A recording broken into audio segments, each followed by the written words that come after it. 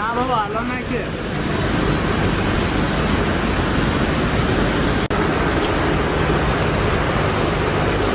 اینجا چی گرفت؟